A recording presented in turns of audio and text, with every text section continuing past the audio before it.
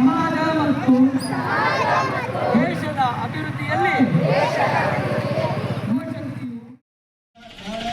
ತಪ್ಪದೆ 10ವರೆಗೆ ಉಳ್ಳಹಳ್ಳಿ ಹೈಸ್ಕೂಲ್ನಲ್ಲಿ ಕಾರ್ಯಕ್ರಮ ಇರ್ತದೆ.